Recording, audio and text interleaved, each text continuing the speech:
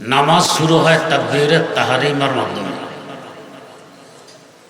তাকবীরে তাহরিমার সময় উভয় হাত উপরের দিকে তুলতে হয়। কি পরিমাণ তুলব এ ব্যাপারে 4 প্রকার হাদিস বর্ণিত। 1 নম্বর, মুসলিম শরীফে বর্ণিত ইলা ফুরুরে উযুনাইহি, কানের উপর পর্যন্ত হাত তুলব। 2 নম্বর, আবু দাউদ শরীফে বর্ণিত ইউহাজি ইবহামাহু শাহমাতাই উযুনাইহি, মুসল্লির বৃদ্ধাঙ্গুল থাকবে কানের লতি বরাবর। 3 নম্বর, বুখারী শরীফে বর্ণিত ইলাল মানকিব, কাঁধ পর্যন্ত হাত তুলবে। 4 নম্বর, সহিহ ইবনে খুজাইমায় বর্ণিত ইলা সদর, সিনা পর্যন্ত হাত তুলবে। যদিও হাদিসটি শ্বাস বিচ্ছিন্ন। এখানে একটি প্রাসঙ্গিক কথা, এই 4 প্রকার হাদিসের মধ্যে আমার আহলে হাদিস ভাইয়েরা, নারী হোক কিংবা পুরুষ, সকলে সিনা পর্যন্ত হাত তুলে হাতকে সিনার উপর রেখে দেন। সহিহ ইবনে খুজাইমার হাদিসের উপরে আমল করলেন, বাকি 3টি হাদিস ছেড়ে দিলেন। বুখারী শরীফের হাদিস, আবু দাউদ শরীফের হাদিস, মুসলিম শরীফের হাদিস ছেড়ে দিলেন। 4 হাদিসের মধ্যে মানলেন 1টি, ছাড়লেন 3টি। মানা বেশি না ছাড়া বেশি? ছাড়া বেশি।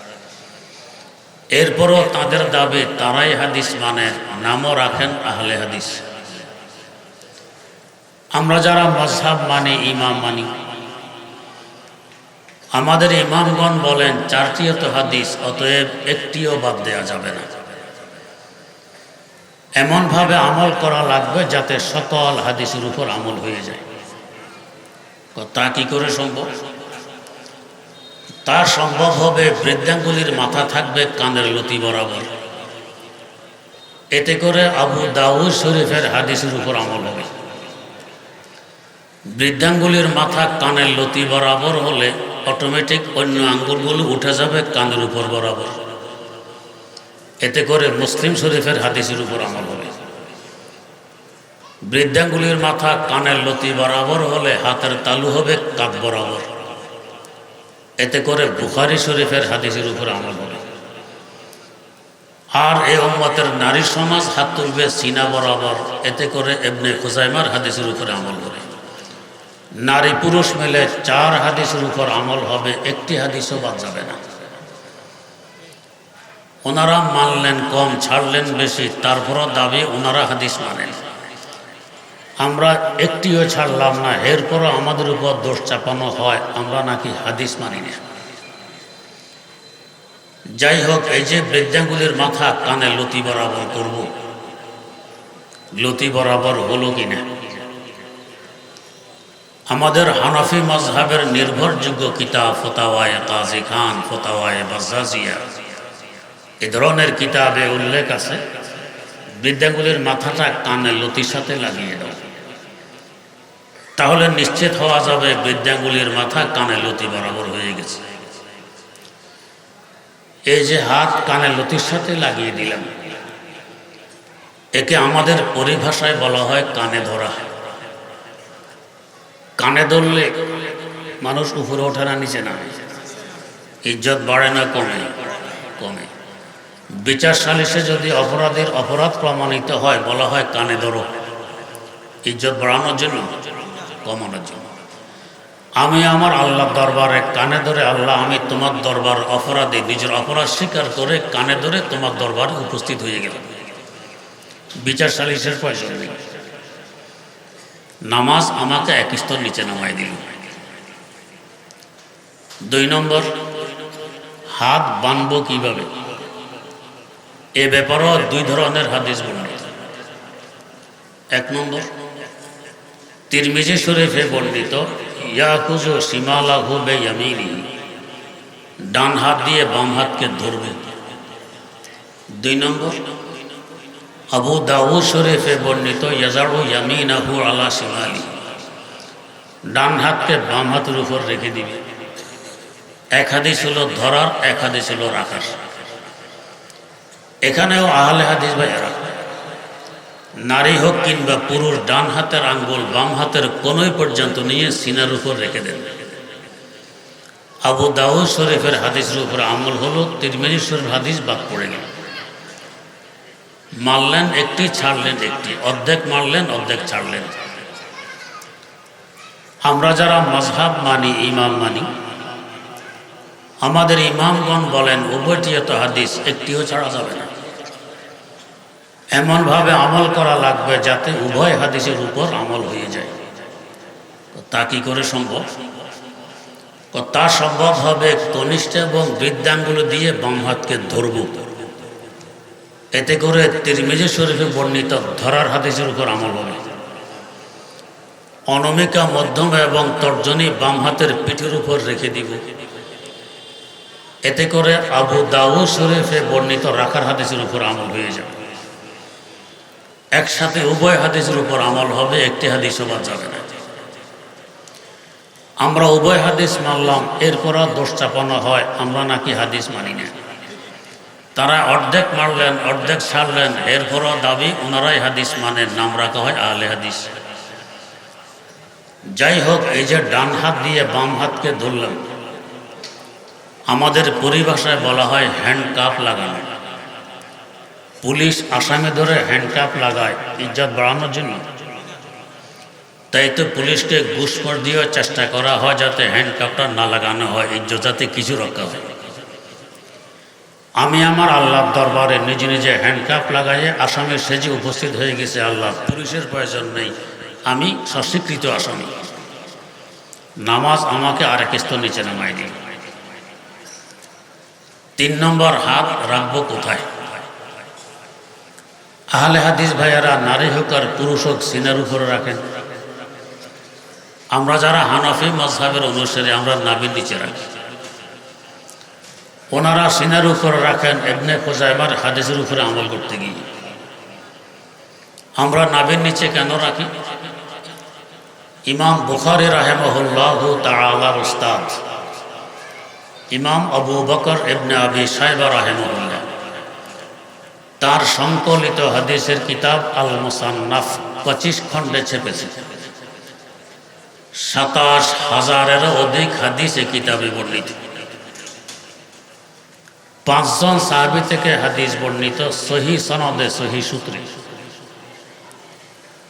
যে নামাজের নাভির নিচে হাত বাঁধা হলো নবীর তরিকা।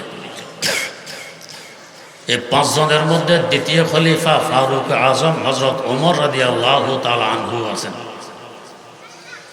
মুহাদ্দিস খলিফা হযরত আবু হুরায়রা রাদিয়াল্লাহু তাআলা আনহু আছেন।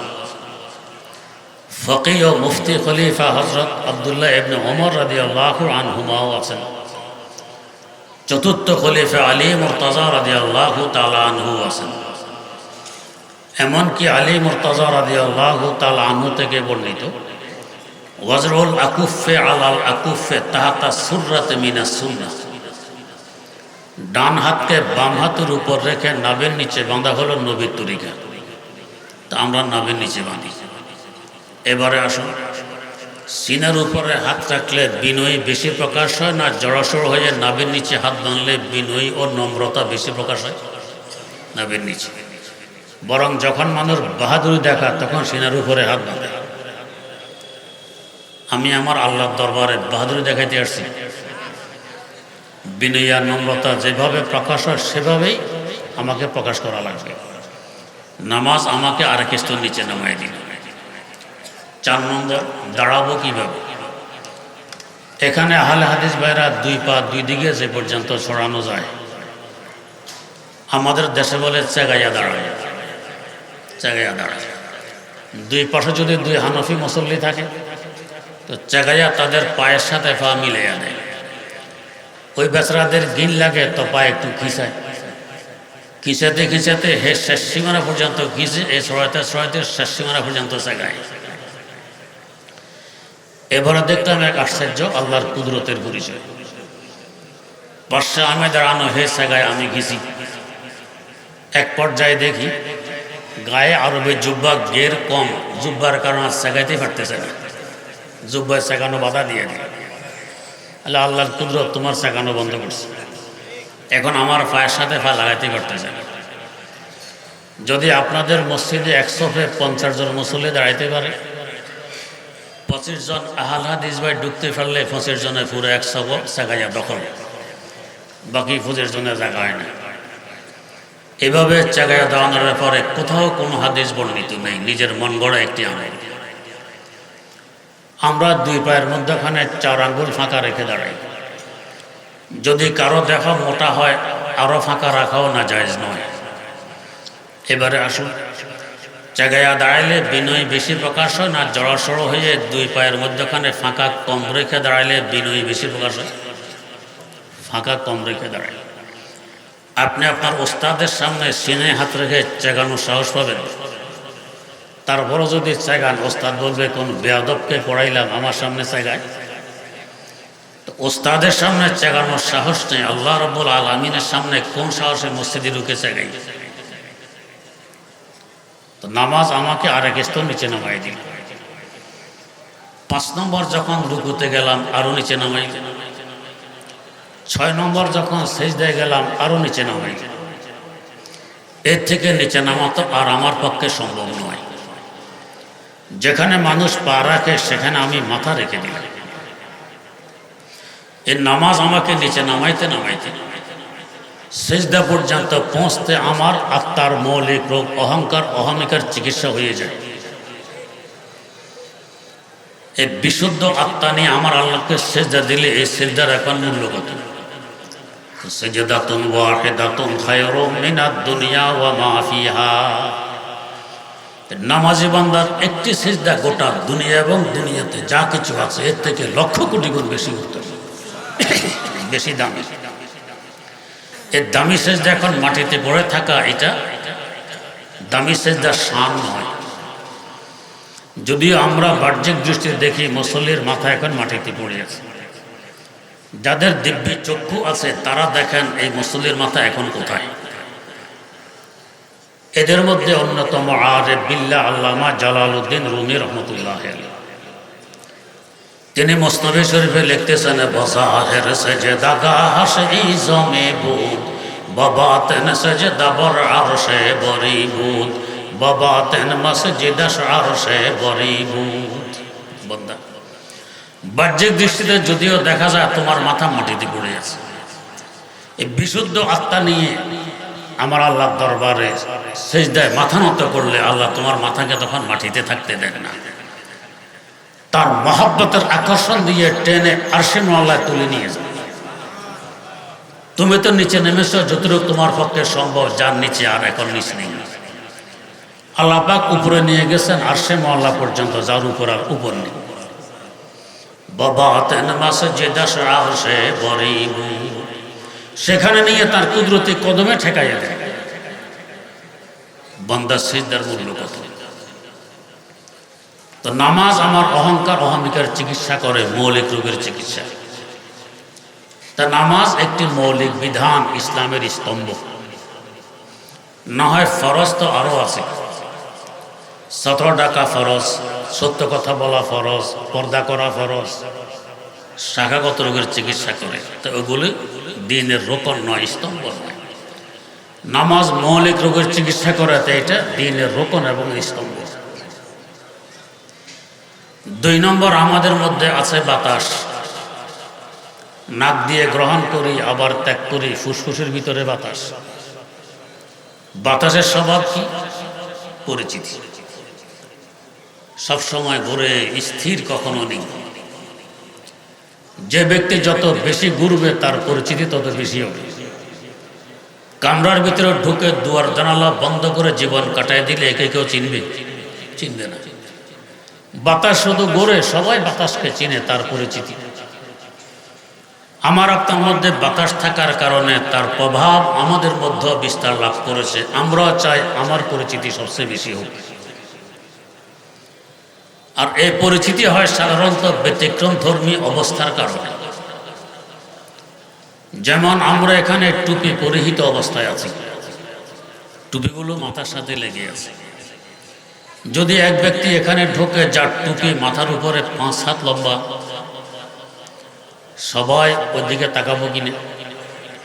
পরিচয় পাওয়ার চেষ্টা করবো কেনা লোকটি কি, কেন ব্যতিক্রম ধর্মী টুপি, স্বাভাবিক পোশাক পরিহিত অবস্থায় আছি, যদি কেউ সোনার রঙের জরি সারা পোশাকে লাগিয়ে এখানে প্রবেশ করে সবাই সেদিকে তাকাবো কিনা, পরিচয় পাওয়ার চেষ্টা করবো কিনা লোকটিকে। ব্যতিক্রম ধর্মী অবস্থার কারণে পরিচিত। এর চিকিৎসার জন্য আল্লাহ পাক দিয়েছেন হজ। হজের মধ্যে ব্যতিক্রম ধর্মী কোনো অবস্থা হবে না। ধনী হোক আর গরিব হোক, সকলের পোশাক এক, দু টুকরা সাদা কাপনের কাপড়। এই নয় যে আমি ধনী, আমার এহরাম হবে প্যান্ট কোট টাই, তুমি গরিব তোমার হবে দু টুকরা কাফনের কাপড়, এটা চলবে না। সকলের বলিও এক, কি বলি, লাব্বাইক আল্লাহুম্মা লাব্বাইক লাব্বাইক লা শারীকা লাকা লাব্বাইক ইন্নাল হামদা ওয়ান নি'মাতা লাকা ওয়াল মুলক লা শারীকা লাক। এই নয় যে আমি রাজা, আমার তালবিয়া একরকম, তুমি প্রজা, তোমার হবে আরেক রকম, এটা এখানে চলবে না। কাজও হবে এক, তওয়াফ সবাইকে করা লাগবে, সাড়ি সবাইকে করা লাগবে, মিনা মুজদালিফা আরাফার অবস্থান সবার জন্য একই হবে, কোনো ভেদাভেদ নেই। সেখানের অবস্থা হবে এক হি সফ মে খড়ে হো গয়ে মাহমুদ ইয়াস, एक ही सफ में खड़े हो गए महमूद इयाज, न कोई बंदा रहा और न कोई बंदा नवाज, बंदा रहा और न कोई बंदा नवाज। কে ধনী কে গরিব, কে রাজা কে প্রজা, কে মনিব কে গোলাম, কোনো ভেদাভেদ সেখানে নেই, সবে পরিচিতির চিকিৎসা করতেছে। তাই হজ একটি মৌলিক বিধান, ইসলামের স্তম্ভ, যেহেতু মৌলিক রোগের চিকিৎসা করে।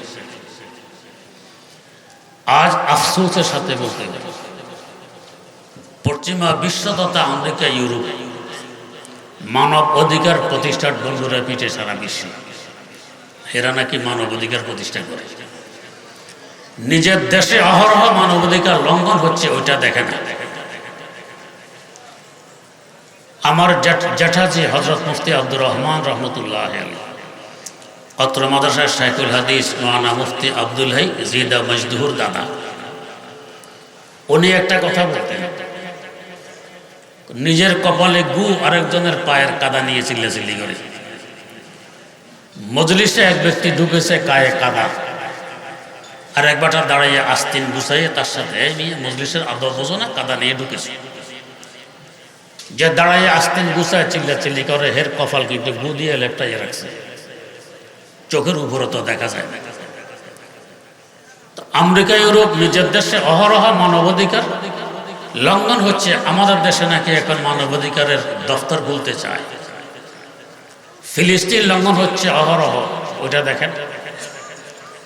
এখনো তাদের দেশে গিয়ে দেখুন শ্বেতাঙ্গদের গির্জা ভিন্ন, কৃষ্ণাঙ্গদের গির্জা ভিন্ন, সাদা চামড়াওয়ালাদের গির্জায় কালো চামড়াওয়ালাদের ঢুকা নিষেধ, ঢুকলে মারামারি হয়।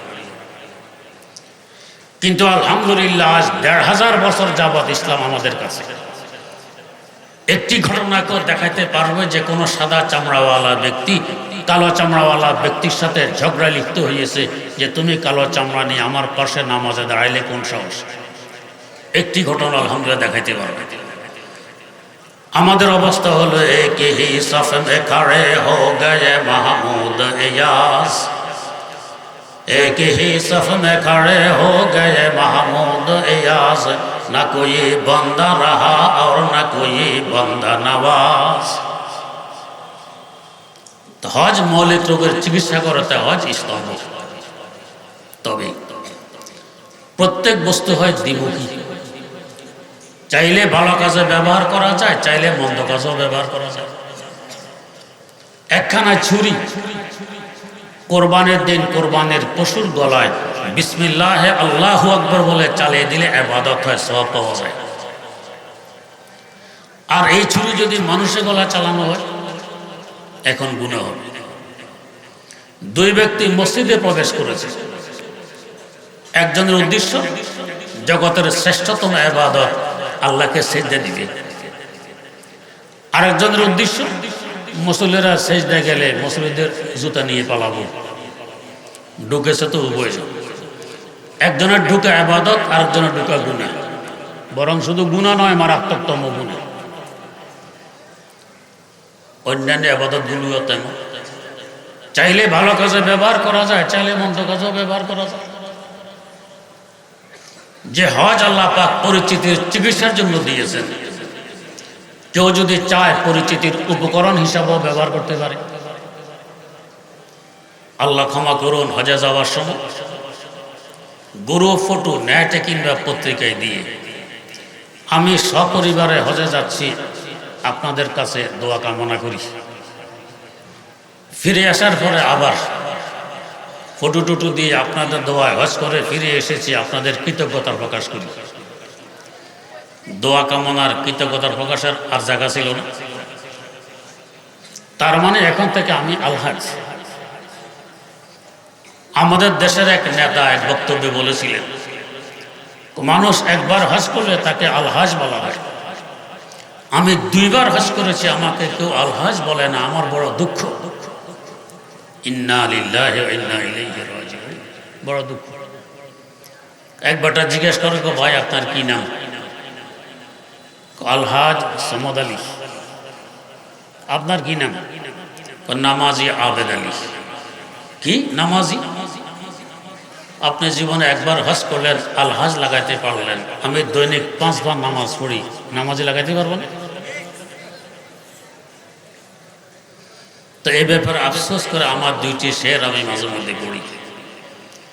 কাবা বেগেয়া যাহা কি খাহেশ না গই, কাবা বেগেয়া যাহা কি খাহেশ না গই, জমজম বে পিয়া গরমি এ আতিশ না গই, জমজম বে পিয়া গরমি এ আতিশ না গই, কাবা বেগেয়া বুত কি মোহব্বত না গই, জমজম বে পিয়া কিবর নখুয়ত না গই, জমজম বে পিয়া কিবর নখুয়ত না গই।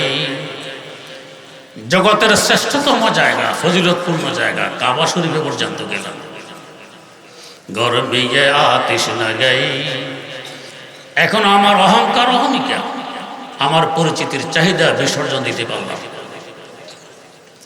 জমজম বে পিয়া কিবর নখুয়ত না গই, জমজমের মতো শ্রেষ্ঠতম পানীয় বস্তু পান করলাম, যার ফজিলত হাউজে কাউসারের শরবত থেকেও বেশি। ইমামুল আসর হযরত শাহ আনোয়ার কাশমিরি রাহিমাহুল্লাহু তাআলা বলেন, মেরাজে যাওয়ার পথে হযরত রাসূল আকরাম সাল্লাল্লাহু আলাইহি ওয়াসাল্লামের ওপেন হার্ট সার্জারি হয়। তার কলব মোবারককে জমজমের পানি দিয়ে ধোয়া হয়। যদি হাউজে কাউসারের শরবতের ফজিলত বেশি হইতো, ওটা দিয়ে ধোয়া হইতো। ওটা দিয়ে না দিয়ে জমজমের পানি দিয়ে ধোয়া হইল, এটার ফজিলত হাউজে কাউসারের শরবত থেকেও বেশি। এটা পান করে আসলাম, এরপর এখনো আমার অহংকার অহমিকার গর্মি বিসর্জন দিতে পারলাম। 3 নম্বর, আমাদের মধ্যে আছে পানি। চোখে পানি, নাকে পানি, মুখে পানি, ঘামে পানি, প্রস্রাবে পানি। পানির বৈশিষ্ট্য কি? পানির বৈশিষ্ট্য হলো হর কো যা পোস্তে আবা যা রাবাদ, হর কো যা দর্দে দাবা যা রাবাদ। যেখানে নিচু জায়গা পাবে পানি, সেখানে গিয়ে দখলে নেবে। সুযোগ পাইলে আমার দখলে, সর্বত্র নাক গোলানো, সর্বত্র নেতৃত্ব, অন্য কারো দখলে থাকতে পারবে না। পানির আগে তো ছিল বাতাসের দখলে, পানি জোর পূর্ব বাতাসকে সরে নিজের দখলে নিয়ে নিছে। বান দিয়েও ঠেকাইতে পারবে না, হয় বান ভাঙবে, না হয় ছিদ্র করবে। ছিদ্র যদি করতে না পারে, চুয়ে চুয়াইয়ে হলেও নিচু জায়গায় গিয়ে উপস্থিত হবে পানির সমান। আমার আপনার মধ্যে সে পানি আছে বিধায় তার প্রভাব বিস্তার লাভ করেছে আমাদের মধ্যে। আমরাও চাই সব কিছু থাকবে আমার দখলে, সর্বত্র নাক গলাবো আমি, নেতৃত্ব চলবে আমার, আদেশ চলবে আমার, সব কিছু আমার মুঠের ভিতরে থাকবে। একটি মৌলিক রোগ, এর চিকিৎসার জন্য আল্লাহ পাক দিয়েছেন রোজা। খাহেসার চাহিদা রোজা মেটায়। গরমের দিন দুপুর বেলা প্রচন্ড পিপাসা, ফ্রিজে ঠান্ডা পানি আছে, শরবতও আছে, চাইলে পিপাসা মিটাইতে পারে। রোজা বলে তোমার এক খাহেশ পূরণ করা যাবে না, চাহিদা মেটানো যাবে না, তুমি রোজাদার, সূর্য অস্ত পর্যন্ত তোমাকে অপেক্ষা করা লাগবে, সবর করতে হবে, ধৈর্য ধারণ করা লাগবে। লম্বা দিন, বিকেলবেলা খুব ক্ষুধা, সুস্বাদু খাবার পাকানো আছে, চাইলে পেট বোঝাই করতে পারে। রোজা বলে এই খাহেশ মেটানো যাবে না, এই চাহিদা পূরণ করা যাবে না, তুমি রোজাদার, সূর্য অস্ত পর্যন্ত অপেক্ষা করা লাগবে, নেতৃত্বের চাহিদা মিটায়। তো রোজা একটি মৌলিক ইবাদত, দ্বীনের স্তম্ভ। 4 নম্বর, আমার আপনার মধ্যে আছে মাটি। মাটির স্বভাব কি? মাটির স্বভাব শামসে চো মেরে দাজো মেরা গরম কর দে পজমে জুমলা হদ সাহারা বখর, পজমে জুমলা হদ সাহারা বখর। সব কিছু হজম করে নিজের বানায় ফেলা, এটা হলো মাটির বৈশিষ্ট্য। কিছু সে ছাড়তে রাজি নয়, এমনকি ময়লা আবর্জনা, প্রস্রাব পায়খানা, এটাও ছাড়তে রাজি নয়, এটাকেও সে হজম করে নিজের বানায়, মাটি বানায়। আমার আপনার মধ্যে মাটি থাকার কারণে তার প্রভাব বিস্তার লাভ করেছে। আমরাও চাই সব হবে আমার, অন্য কারো হবে না। এক দুনিয়া যদি হয়, আরেক দুনিয়া লাগবে। কাসায়ে চশমে হারে সাপর নাশদ তাসাদফ কাদে নাশদ পর দূর নাশদ। এমন মানুষও আমার সামনে আছে, ছেলে নেই, মেয়ে নেই, স্ত্রীও মারা গেছে, এরপরও চাঁদাবাজি বন্ধ নেই, মস্তানি বন্ধ নেই, 8 তলা বিল্ডিং 2টি বানাইছে, আরো লাগবে। কে থাকবে আল্লাহ ভালো জানে। এখন বিল্ডিং খালি, এখন নেই। মাটির কারণে এই লোড। বিপরীত বস্তু দিয়ে চিকিৎসা করতে হয়, এর চিকিৎসার জন্য আল্লাহ পাক দিয়েছেন যাকাত। লোভ চায় সম্পদ আমার দিকে আসুক, যাকাত বলে বিপরীত দিকে যাক, চিকিৎসা। যাকাত দিলে সম্পদ পরিষ্কার হয়, ময়লা দূর হয়, পরিষ্কার সম্পদ শান্তি বয়ে নিয়ে আসে। অপরিষ্কার খাবার যদি খাই, শান্তি নেই, অশান্তি, অশান্তি, পেট নষ্ট হবে, অশান্তি। পরিষ্কার খাবার খাইলে শক্তি বাড়বে, শান্তি। যাকাত না দিলে সম্পদ অপরিষ্কার, এটা শান্তি বয়ে আনতে পারে না। যাকাত দিয়ে দিলে অপরিষ্কার চলে গেল, বাকি সম্পদ পরিষ্কার, শান্তি বয়ে নিয়ে আসে। এর পাশাপাশি সম্পদ বাড়ায়। আমার আল্লাহ বলেন, ইয়ামহাকুল্লাহু রিবা ওয়া ইউরবিস সাদাকাত। সুদ সম্পদকে ধ্বংস করে দেয়, সাদাকা, যাকাত ইত্যাদি সম্পদ বাড়ায়। এর সাথে সম্পদের হেফাজত হয়। যাকাত দিলে আল্লাহর কুদরত সম্পদ হেফাজত করে। শেখুল হাদিস আল্লামা জাকারিয়া রহমতুল্লাহ আলাইহি আবৃত্তিতে লিখেছেন, ভারতবর্ষের 2য় বৃহত্তম মাদ্রাসা সাহারানপুর মাদ্রাসা। এই মাদ্রাসার কেশিয়ার ছিলেন বড় দিনদার, আমানতদার এক বুজুর্গ।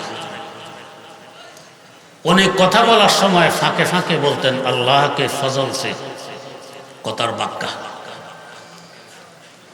আমরাও কেউ কথা বলার সময় ফাঁকে ফাঁকে বলি, বুঝতে পারলেন তো, কেউ বলি বুঝাইতে পারলাম তো, কেউ বলি বুঝেছেন তো কথা, ইত্যাদি ইত্যাদি, কথার বাক্কা। আল্লাহর ওই বান্দা ফাঁকে ফাঁকে বলতেন, আল্লাহকে ফজল সে। এর অনুবাদ হলো আল্লাহর মেহেরবানি। একদিন সকালে মাদ্রাসার অফিসে এসে ওস্তাদদের সামনে বলতেছেন, আজ রাত তো আল্লাহ কে ফজল সে আল্লাহ কা গজব হো গয়া। সবাই হেসে দিলেন। আল্লাহর মেহেরবানিতে তো আল্লাহর রহমত আসবে, গজব হয় কিভাবে? গজব তো গোসার কারণে।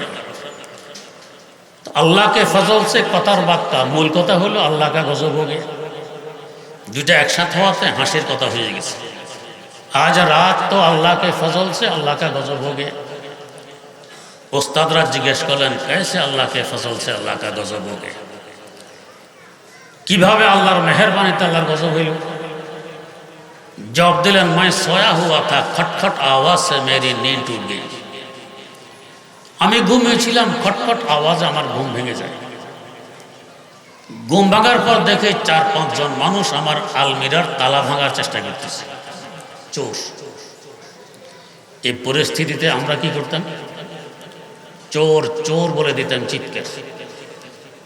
আর যদি চোর চোর বলে চিৎকারের সাহস না পেতাম, অন্তত বলতাম ভাইয়েরা আমি গরিব মানুষ, এ কষ্ট করে তালা ভাঙলে লাভ হবে না, ভিতরে কিছু নেই, তোমাদের শ্রমটা বেকার যাবে। আল্লাহর বান্দা বললেন কি, আরে ভাই ইসলাম মেরে পয়সে এটার ভিতরে তো আমার টাকা আছে, মাদ্রাসাকে ভি পয়সে, মাদ্রাসার টাকা এটার ভিতরে, এলাকার বহু লোকজনের আমানতের টাকা এটার ভিতরে, মানে টাকা বোঝাই জানাই দিলেন। এরপরে বললেন কি, अलबत्ता ये ताला नहीं तोड़ने का, তবে এই তালা ভাঙার নয়। কেন?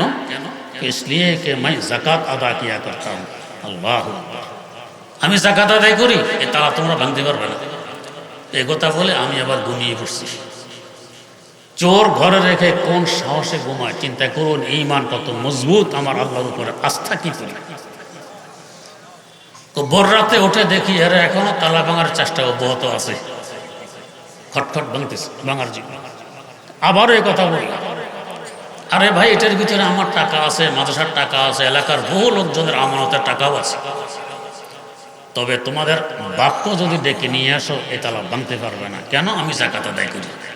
এ কথা বলে আমি মসজিদে চলে গেছি ফজর পড়তে। চোর ঘরে রেখে কোন সাহসে মসজিদে যায়? কেমন মজবুত ঈমান। নামাজ কালাম পড়ে সকালে এসে দেখি এরা নেই, চলে গেছে। আমার তালাও ঠিক, আলমিরাও ঠিক, টাকাও ঠিক, কিছু দিতে পারেনি। এটা জানালেন আজ রাত তো আল্লাহকে ফজল সে আল্লাহকে গজব হবে। তো যাকাত আদায় করলে সম্পদের হেফাজত আমার আল্লাহ করে।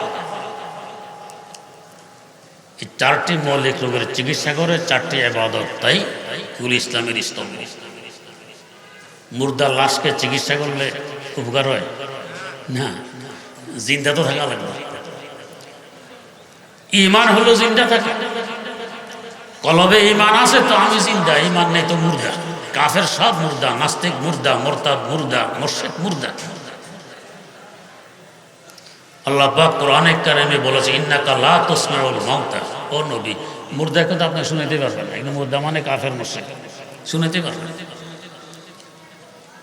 ঈমান থাকলে তারপরে চিকিৎসা কাজ হবে। ঈমানের নেই, সারা জীবন নামাজ পড়লে কি লাগবে? কাফের সারা জীবন যদি রোজা রাখে চিকিৎসা হবে? যাকাত দেয় চিকিৎসা হবে? হবে না। ঈমান লাগবে, তারপর চিকিৎসা। এই পাঁচটি হলো ইসলামের স্তম্ভ। তবে চিকিৎসা নিজে নিজে না করে বিজ্ঞ ডাক্তারের মাধ্যমে করালে ফল পাওয়া যায় বেশি। নিজে নিজে করতে গেলে কখনো হিতে বিপরীত ঘটে। যেমন আমার ড্রাইভার সাহেব দাঁতে ব্যথা, ডাক্তারের কাছে গিয়ে দাঁত তুলে আনছে।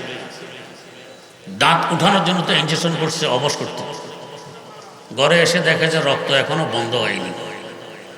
তো নিজে চিকিৎসা নিজে করা শুরু করছে। কিভাবে? তুলায় স্যাভলন দিয়ে দাঁতের নিচে রেখে 10 মিনিট চাপা দিয়ে বসে আছে স্যাভলন। এখন তো গাল অবশ, টের পায় না কি হইতেছে। যখন অবশ শেষ, এখন দেখে স্যাভলনের ভিতরে চামড়া গোস্ত জ্বালাইয়া সব সারখার করে ফেলছে।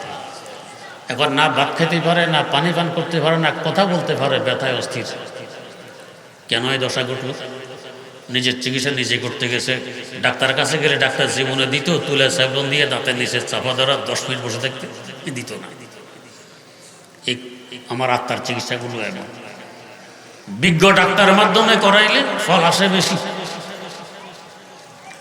কলিকাতা এক ব্যক্তি সুন্দর নামাজ পড়ে, প্রসিদ্ধ মানুষের কাছে লোকটার নামাজ সুন্দর। মানুষ দূর দরাজ থেকে সফর করে একে দেখতে আসতো, সুন্দর নামাজ পড়ে।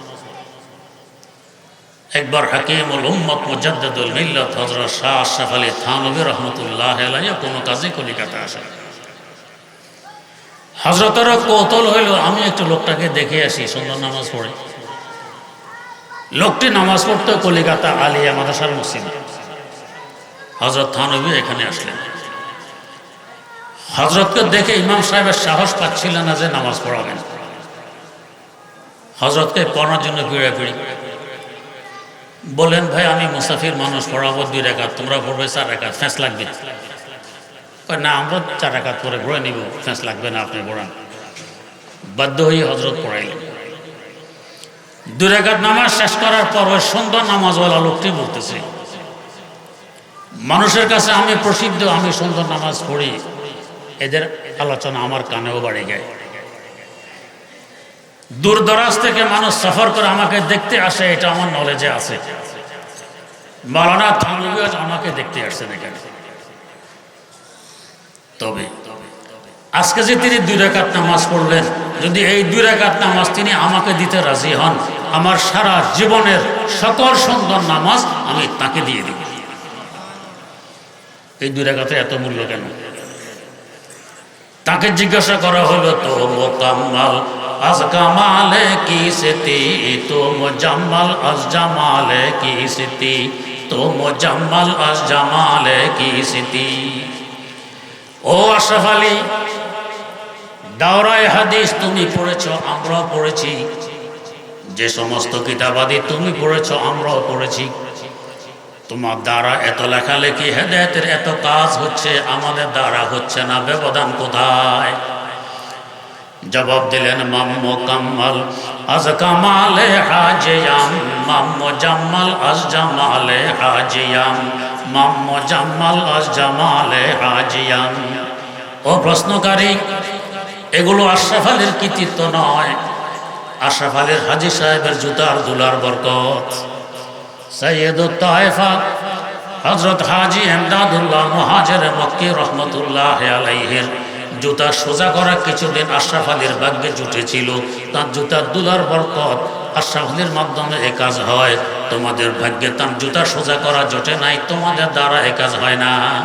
মাম্মু কাম্মাল আজ কামালে হাজিয়াম, মাম্মু জাম্মাল আজ জামালে হাজিয়াম।